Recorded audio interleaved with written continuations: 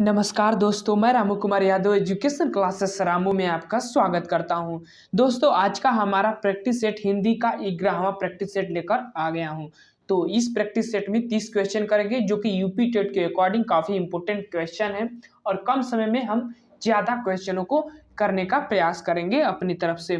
तो अगर आप यूपी टेट की तैयारी करते हैं या सुपर टेट की तैयारी करते हैं, अगर जिसमें भी हिंदी दिया गया है, स्पेशली ये यूपी टेट के अकॉर्डिंग बनाया गया है, तो आप ध्यान में रखिएगा। यूपी टेट की अगर आप तैयारी करते हैं तो आप इस वीडियो को जरूर देखें। वीडियो को अपने दोस्तों के पास ज़्यादा से ज़्यादा शेयर करें, हमारे तरफ से यही रिक्वेस्ट है आप लोगों से। तो चलिए दोस्त, अब हम चलते हैं सीधे अपने प्रैक्टिस सेट 11। इससे पहले मैंने 10 प्रैक्टिस सेट और हर प्रैक्टिस सेट में मैं 30 क्वेश्चन लाता हूं, तो आप उन प्रैक्टिस सेट को जरूर लगाइएगा। 10 मिनट में मैं सोचता हूं कि आप लोगों के लिए ज़्यादा से ज़्यादा जितना प्रश्न हो सके वो आपको कवर किया जाए। तो चलिए दोस्त, आज का हमारा प्रैक्टिस सेट नंबर 11 और प्रश्न नंबर पहले पर चलते हैं। अगर आप लोग पिछली प्रैक्टिस सेटों को नहीं देखे हैं तो जरूर देखेगा, प्लेइंग लिस्ट बनी हुई है।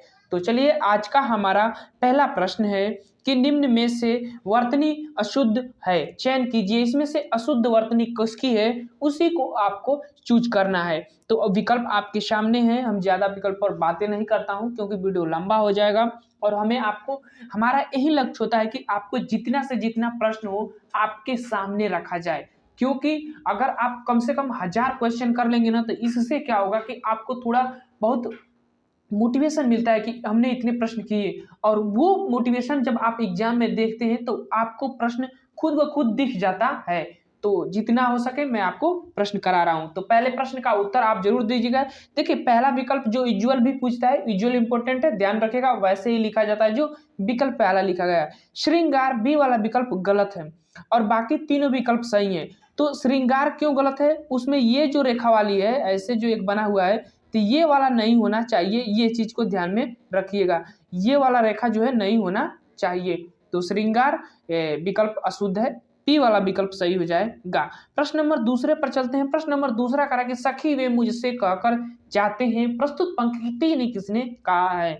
तो इस पंक्ति को किसने कहा है यही आपको बताना है। तो राष्ट्र कवि की उपाधि जिनको प्राप्त है मैथिली शरण गुप्त, जो राम दारिक सिंह दिनकर के शिष्य कहे जाते थे, उनको उन्होंने ये पंक्ति लिखी, काफी इंपोर्टेंट है। इनको राष्ट्र कवि की उपाधि भी मिली हुई है।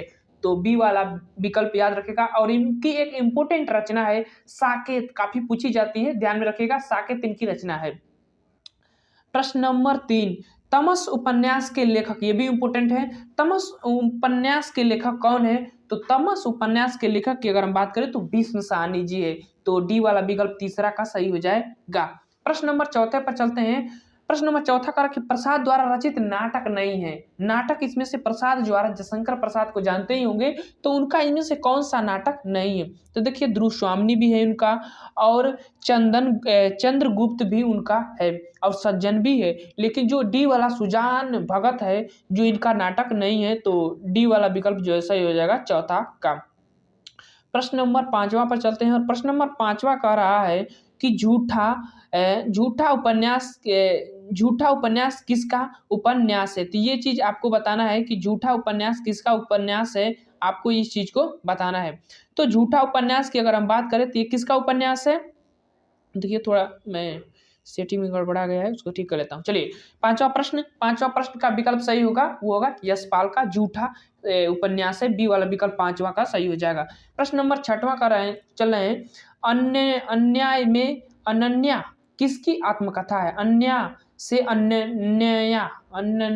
देखिए, अन्या से अनन्या किसकी आत्मकथा है, यही आपको बताना है। तो अन्या से अनन्या जो है किसकी आत्मकथा है, प्रभा खेतान की है। तो बी वाला विकल्प सही हो जाएगा 6वां का। प्रश्न नंबर चलते हैं 7 और प्रश्न नंबर 7वां का है कि बिल्ली शब्द का पुल्लिंग क्या होगा। बिल्ली शब्द का पुल्लिंग आपको बताना है। तो बिल्ली शब्द का पुल्लिंग क्या होगा, बिलाव होगा, बिलाव कहा जाता है। बी वाला विकल्प जो है सही हो जाएगा। प्रश्न नंबर 8 और दही को हम किस लिंग में रखते हैं, यही आपको बताना है। तो दही किस में आती है, पुल्लिंग में आती है, ध्यान में रखिएगा। कई लोग तो स्त्रीलिंग मानेंगे, लेकिन स्त्रीलिंग नहीं, दही एक इंपॉर्टेंट चीज अपवाह के क्षेत्र में पुल्लिंग में आती है। 8वां का ए वाला विकल्प सही हो जाएगा। प्रश्न नंबर 9, कामायनी ग्रंथ के लेखक कौन है? तो कामायनी ग्रंथ के लेखक कौन है आपको बताना है। काफी इंपोर्टेंट रचना है ये कामायनी ग्रंथ के। तो कामायनी ग्रंथ के लेखक जयशंकर प्रसाद जी है। ए वाला विकल्प 9वां का सही हो जाएगा। प्रश्न नंबर 10वां, प्रेम वाटिका किस कवि की कृति है? प्रेम वाटिका जो है किस कवि की कृति है, यही आपको बताना है। तो प्रेम वाटिका जो किसकी है? रस खान की है। तो बी वाला विकल्प जो है 10वां का सही हो जाएगा। अब चलते हैं प्रश्न नंबर 11। प्रश्न नंबर 11 कह रहा है कि रीति काल को अलंकृत काल किसने कहा है? काफी इंपोर्टेंट चीज, रीति काल को अलंकृत काल किसने कहा है, ये आपको बताना है। तो देखिए जो मिश्र बंधु है ना, उन्होंने रीति काल को अलंकृत काल कहा है। तो ए वाला विकल्प 11 का सही हो जाएगा। प्रश्न नंबर 12, और प्रश्न नंबर 12 कह रहा है कि निम्न में कौन सा शब्द स्त्रीलिंग है, ये आपको बताना है। किसमें से कौन सा शब्द स्त्रीलिंग है? तो देखिए विवाद, सार और रूप, ये तीनों पुल्लिंग में आते हैं, लेकिन जो आय होता है ना, ये स्त्रीलिंग में गिना जाता है। अफवाह के क्षेत्र में ये भी, जब आप स्त्रीलिंग पुल्लिंग पढ़ते हैं तो उसमें, तो डी वाला विकल्प जो है 12 का सही हो जाएगा। प्रश्न नंबर 13 पर चलते हैं। प्रश्न नंबर 13 का रहा है, काफी इंपोर्टेंट है, हंस पत्रिका के संपादक कौन है? तो हंस पत्रिका के संपादक कौन है? काफी फेमस कवि हैं और उनका नाम है प्रेमचंद्र। तो हंस की माला प्रेम से बढ़ती है, तो याद रखिएगा, ऐसे ट्रिक लगाइएगा, याद हो जाएगा। 13 का ए वाला विकल्प सही हो जाएगा। प्रश्न नंबर 14 पर चलते हैं। हिंदी का विकास किससे हुआ है, ये आपको बताना है। तो हिंदी का विकास किससे हुआ है, ये आपको बताना है। तो हिंदी का विकास की अगर हम बात करें तो अपभ्रंश से हुआ है। ध्यान में रखिएगा, कभी भी पूछे हिंदी किस भाषा का शब्द है, तो फारसी भाषा का शब्द है। हिंदी का विकास किससे हुआ? अपभ्रंश से हुआ है, ध्यान में रखिएगा। प्रश्न नंबर 15, और प्रश्न नंबर 15 कह रहा है कि कौन सी भाषा देवनागरी लिपि में लिखी जाती है? तो कौन सी भाषा देवनागरी लिपि में लिखी जाती है? तो वो कौन सी भाषा है? वो भाषा है मराठी।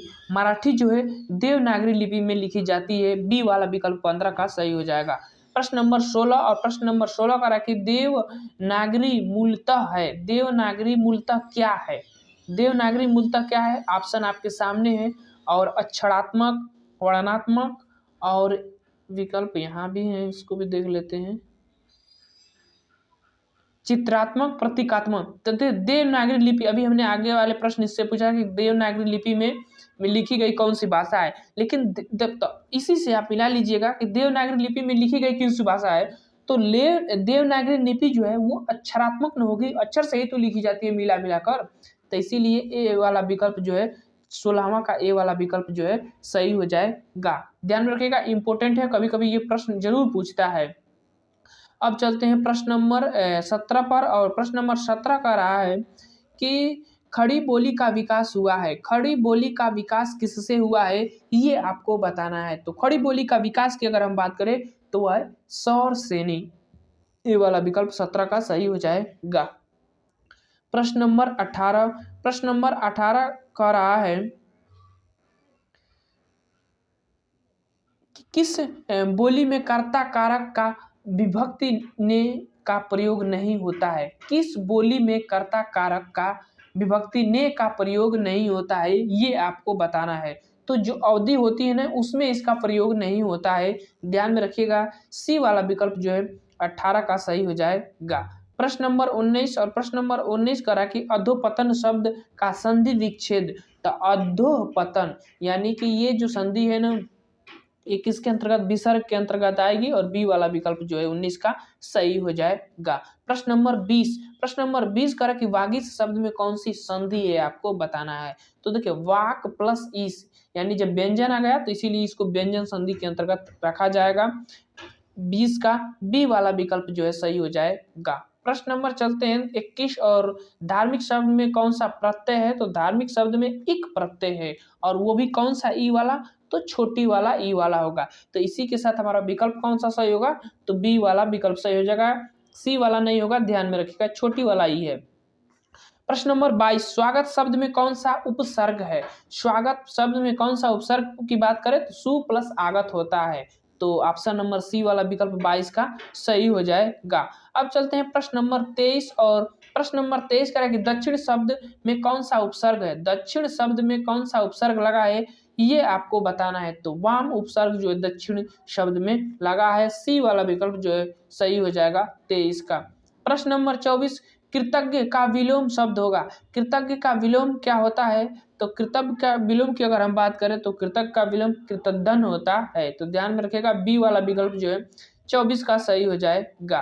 प्रश्न नंबर 25 पर चलते हैं और प्रश्न नंबर 25 करा कि अविधा शब्द शक्ति आश्रित होती है। अविधा शब्द शक्ति आश्रित होती है, किस पर आश्रित होती है ये आपको बताना है, लक्षणा पर या व्यंजना पर। तो अविधा शब्द शक्ति आश्रित किस पर होती है? तो वो होती है, इनमें से कोई पर नहीं होती है, याद रखिएगा। डी वाला विकल्प जो है सही हो जाएगा 25 का, डी वाला विकल्प। प्रश्न नंबर चलते हैं 26 पर, काफी मोस्ट इंपोर्टेंट पंक्ति है, पाए महावर दाइन को नाइन बैठी आए, फिर जानी महावरी एड़ी मोड़ी जाए। ये पंक्ति में कौन सा अलंकार है आपको बताना है। तो इस पंक्ति में अगर हम अलंकार की बात करें तो ये भ्रांतिमान अलंकार है। तो 26 का ए वाला विकल्प जो है सही हो जाएगा। प्रश्न नंबर 27 पर चलते हैं और प्रश्न नंबर 27 कह रहा है कि रूपक अलंकार के कुल कितने भेद होते हैं। तो रूपक अलंकार के कुल कितने भेद होते हैं? 3 भेद होते हैं। तो सी वाला विकल्प जो है 27 का सही हो जाएगा। प्रश्न नंबर 28, रस कितने प्रकार के होते हैं? काफी इंपोर्टेंट प्रश्न है, कंफ्यूज रहता है कई लोगों का। तो रस की अगर बात करें प्रकार की तो रस 9 प्रकार के होते हैं, अगर ऐसे पूछेगा। आधुनिक में कितने हैं? तो 11 है रस, ध्यान में रखिएगा। प्रश्न नंबर 29, ट वर्ण का उच्चारण स्थान है। तो ट वर्ग का उच्चारण स्थान आपको बताना है। त वर्ग के अंतर्गत ट वर्ग आता है। त थ द ध, त थ द ध न, ट ठ ड ढ, ट वर्ग में आता है ट ठ ड ढ न। तो ये किस में आएगा? मूर्धन्य में आता है, इसीलिए सी वाला विकल्प जो है सही हो जाएगा 29 का। प्रश्न नंबर 30, जिस समास का प्रथम पद संख्यावाची तो वो द्विगु समास, सरल प्रश्न है। तो ये थे हमारे 30 क्वेश्चन, काफी इंपोर्टेंट आपके यूपी टेट एग्जाम के रिलेटेड। तो वीडियो पसंद आ रहा होगा तो चैनल को लाइक शेयर सब्सक्राइब अपनी तरफ से पूरी कोशिश के साथ करिएगा। चलिए दोस्त, वीडियो को समाप्त करते हैं। वीडियो पसंद आए तो चैनल को लाइक शेयर जरूर करें। Thank you for watching this video.